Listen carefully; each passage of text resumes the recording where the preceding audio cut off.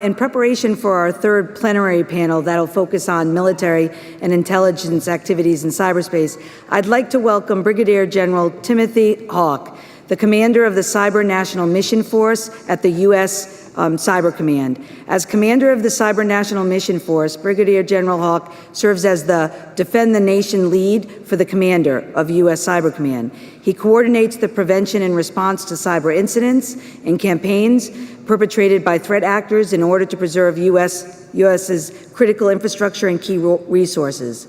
He most recently served as the U.S. Cyber Command Director of Intelligence. Prior to that, he was the Deputy Commander of Joint Task Force Ares, executing U.S. Cyber Command's counter-ISIS campaign.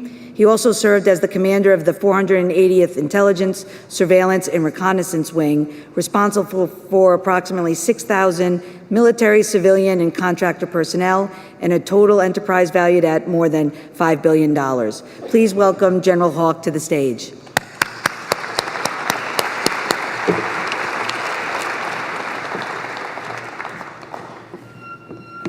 Thank you, Catherine. It's an honor to follow Director Krebs, who's been such a great leader in this space and has also been a great teammate to U.S. Cyber Command in his role as Director of CISA. Everyone, thank you very much. I'm excited to be here and represent United States Cyber Command and more specifically the Cyber National Mission Force today as we talk through what is the role of the military in cyberspace.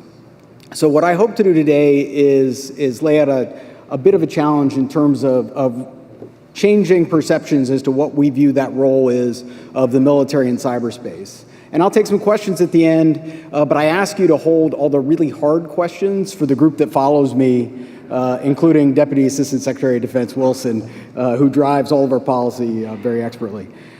So one of the three things that I'd like to cover is in relation to what has occurred over the last year. So it's been a very significant year for United States Cyber Command as we approach our one-year anniversary of elevation to become a full combatant command. In that year, there's been an increase in clarity in a number of key areas. One of those is the nation's strategy, is how we're approaching cyberspace, and then specifically DoD's role, which I'll talk about in terms of where we fit in the DoD cyber strategy, but also an alignment in the law and changes that have occurred over the last year based off of Congress that really align the strategy that we're executing within the executive branch, within the legal framework that has been established by Congress. And then finally, I'll give you our operational approach, how General Naxoni, as the commander of United States Cyber Command, has articulated his overarching operational approach as persistent engagement. I'll talk to you about how we are putting our individual campaigns together in terms of the operational organization of each of those to be able to meet his intent and vision aligned to the DoD cyber strategy. So to outline the significant changes in strategy over the last year, in 2017, the administration published both the National Security Strategy and the National Cyber Strategy. In 2018, the Department of Defense took major steps in terms of the publishing of the National Defense Strategy, which outlined the focus on great power competition, specifically discussing both China and Russia, as well as the intent to be able to increase the lethality of our force and build and grow partnerships and be able to reform our acquisition system to ensure that we're able to meet the demands of the current great power competition. To define the role of cyber, the Secretary of Defense then published the Cyber Strategy, which for us in U.S. Cyber Command as the operational force and the lead element has a major impact on how we've structured our force and organized our force to be able to meet the expectations. It identified 5 key objectives. Ensure that the joint force can achieve its missions in contested cyberspace environment. That means fight our nation's wars and be able to deliver cyberspace capabilities as part of any multi-domain effort that's underway. Strengthen the joint force by conducting cyberspace operations that enhance U.S. military advantages. This is both defensive and offense. How can we ensure that our data can reach the right place for information advantage? Be able to defend U.S. critical infrastructure from malicious cyber activity that alone or as part of a campaign could cause a significant cyber incident. This is really where our partnership with Homeland Security has been focused. How do we, as a Department of Defense, bring our weight and capacity to be able to ensure that we are in full support of the Secretary of Homeland Security if our nations and any part of our critical infrastructure is under attack. And I'll talk more about that today. How do we secure our own systems to ensure that we're able to successfully operate in any contested environment? And how do we expand DoD cyber cooperation with interagency, industry, and international partners? As you heard from Director Krebs, the ability to partner across all of the elements within cyberspace is a critical enabler for all of us. Whether that be an international partner that faces the same threats to democracy, whether that's an industry partner that is a critical enabler for any critical infrastructure segment defense, or it's another U.S. government element that has a like mission that needs to be able to have the right information or the right capability to be successful. We've seen a significant progress based off of the shift in that strategy, which has allowed us to begin to align the force. General Noxoni speaks very proudly of the fact that now we are a fully operational, capable force that has an ability to be able to conduct a full spectrum operations in defense and offense, and we have been successful in doing that with our interagency, international, and industry partners. While those changes that occurred in the strategy for the department, there were also some significant things that occurred within changes to the law that really sent a very clear signal from Congress as its expectations for the Department of Defense. And I'll just highlight a couple of those. There were a number of them in the National Defense Authorization Act for 2019, but I'll just highlight three. The first was an update to the law that affirmed the authority of the Secretary of Defense to conduct military activities and operations in cyberspace. Clearly articulated an expectation for the Department of Defense to use its capability to compete with adversaries that were operating outside of international norms. That allowed us as a department to begin to organize and resource in partnership with the other combatant commands. The second was a clear articulation of the desire from Congress for the department to be part of the interagency activities that conduct active defense against Russian malign activities, the People's Republic of China, DPRK, and Iran, where they are conducting attacks in cyberspace outside of international norms.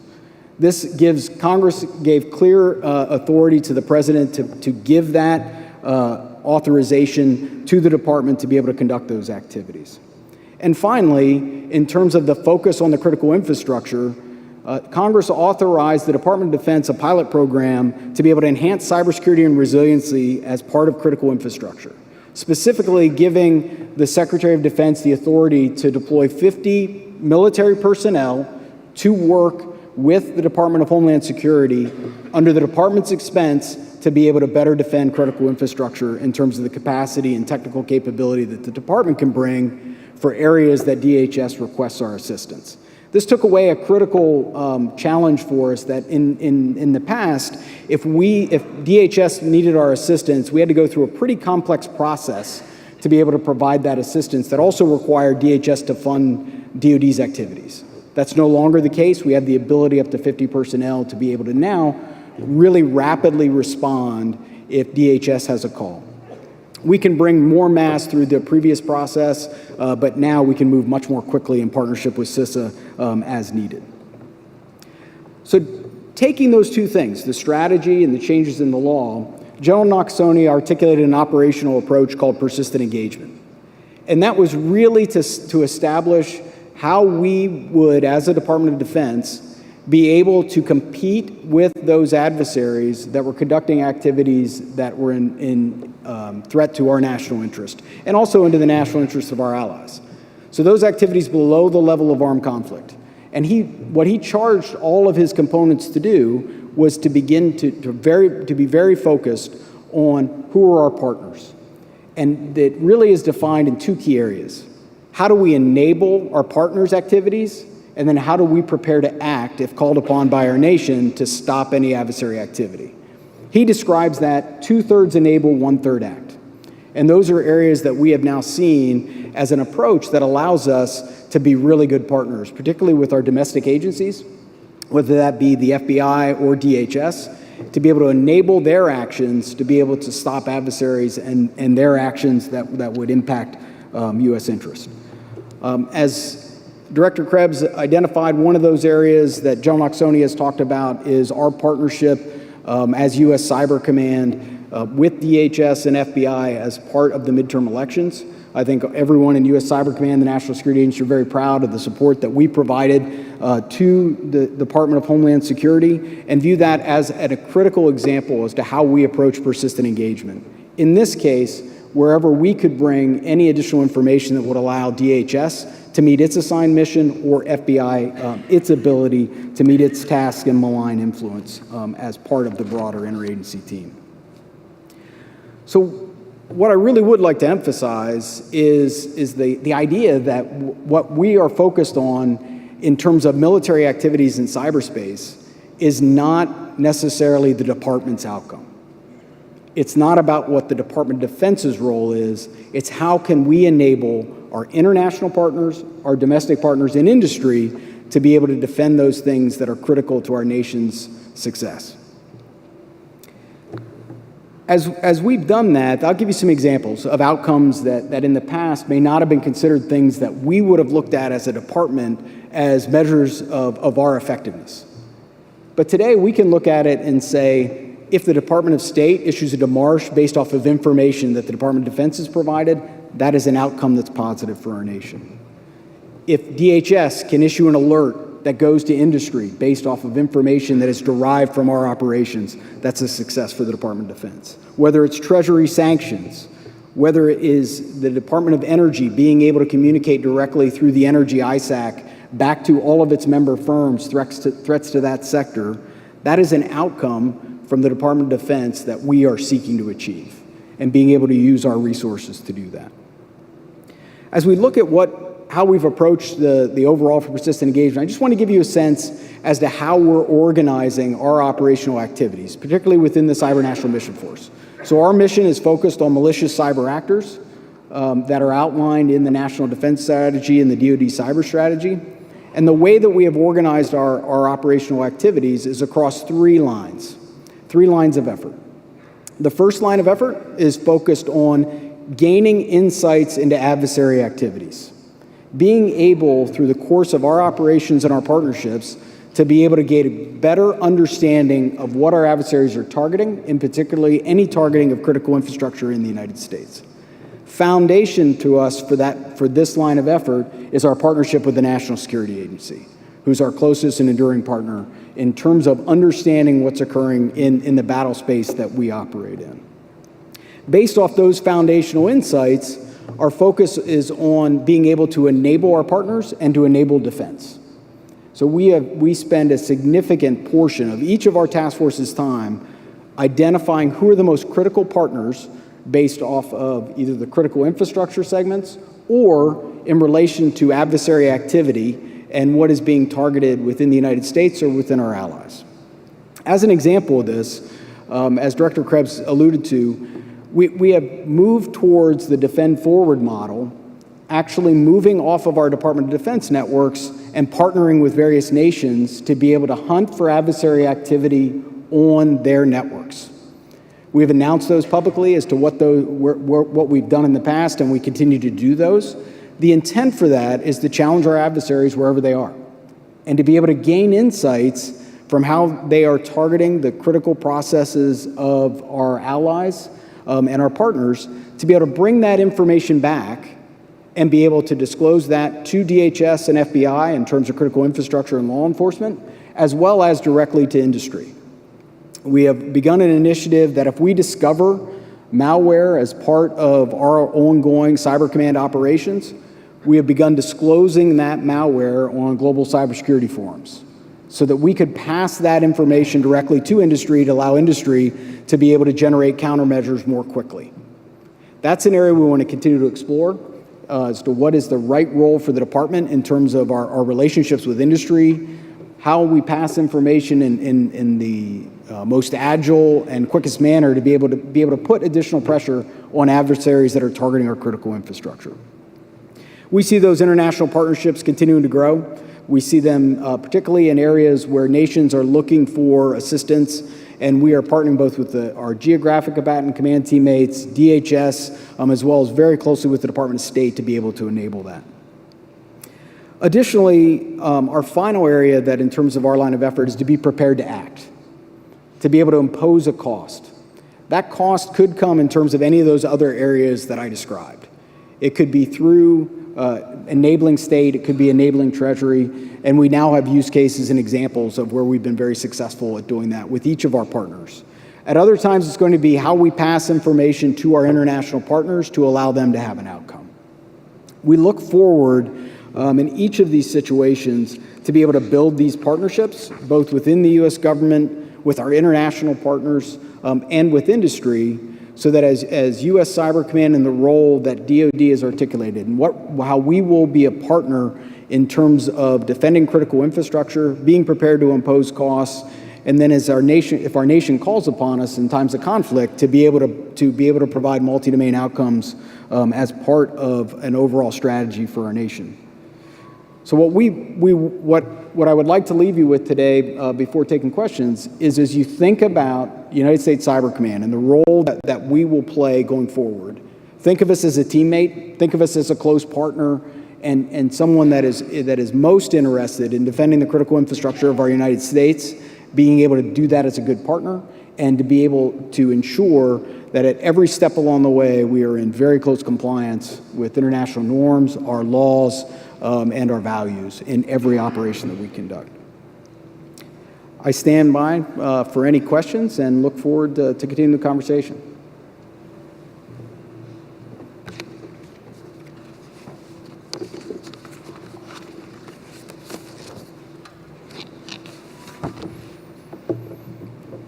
Hi, my name is Rosemary Tropiano. I'm a research assistant at the National Security Archive for their Cyber Vault project, and I was wondering if you could speak to how persistent engagement is a part of the cyber deterrence strategy. Thank you. So what we view, persistent engagement is really complementary from a cyber deterrence perspective. It is about competing in space that we have not competed previously from a Department of Defense standpoint. In terms of that precondition of how that both Congress, the overall national security strategy, and the national defense strategy has now set an expectation that the Department of Defense will engage through constant contact with our adversaries, is a step for us to now be able to contest those adversaries in ways that we haven't in the past. We have not previously imposed costs in that space, and we will be prepared to move across the conflict continuum as the nation calls upon the Department of Defense. But we see those as very complementary in the long run. Hi, Mark Pomerleau with Fifth Domain. You mentioned some of the authorities that Congress gave you in the last NDAA. There's also been some authorities that have been provided by the executive. With the NDAA season rapidly coming upon us, are there any authorities or tweaks from an operational perspective that you're looking for from Congress that you've engaged with them to try to maybe amend or provide in addition to what they did last year? So that's from a change in law, as a tactical commander, that's an area that really exceeds what I'm normally involved in. I can say what I think we have done is really, between the Department of Defense, had a very good engagement with Congress in terms of ensuring that they're getting routine updates as to what the department's activities have been, and allows them to also then ensure that their oversight responsibilities have been met and that we are meeting the intent of those changes in law. I will expect that the department will continue to have refinements, but that's not an area that I routinely am involved in. Thanks, Mark. Hi, my name is Neil Hussein, data manager with CWA. I was curious, seeing that we're speaking at an educational institution, when you're looking at recruits, are there particular backgrounds that you're looking for coming in, skills that you're in particular need of that people should keep in mind? Are there particular certifications that you make sure that people who are joining your team are acquiring once they're on it? Thank you very much. Oh, it's a great question.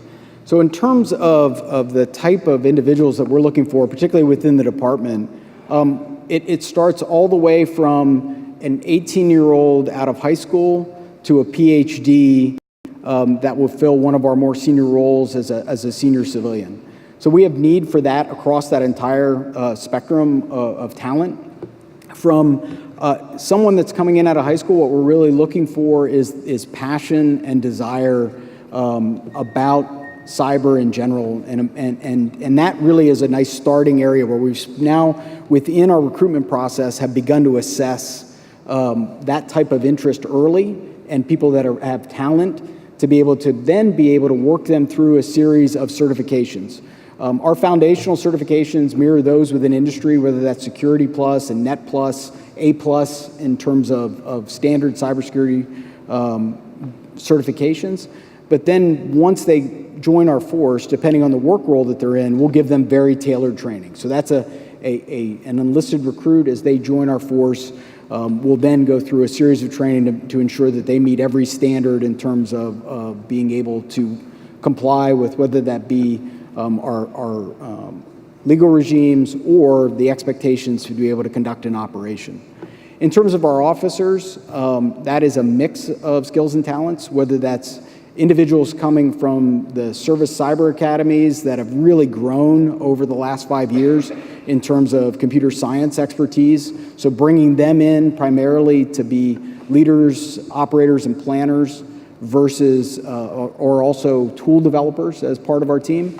And then civilians, we have been given the authority to do cyber accepted service, which allows us to bring talent from industry in a much more direct way. And that's an area for us that allows us, when we get after the types of things in terms of reform, cyber acquisition, and those areas, bringing in talent directly from industry. We've now been enabled to do that, to be able to leverage industry expertise, as well as taking individuals that are coming out of master's programs that we can also work to fund their continuing education or their student loans to be able to put them in a more senior position as either a senior planner, acquisition expert, or intelligence professional focused on cyberspace. Great question.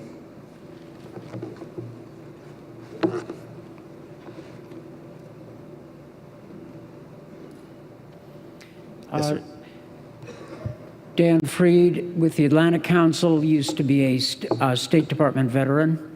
The Washington Post reported that U.S. Cyber Command paid a virtual visit on the Internet Research Agency, the St. Petersburg troll farm, letting them know that you were keeping your eye on them.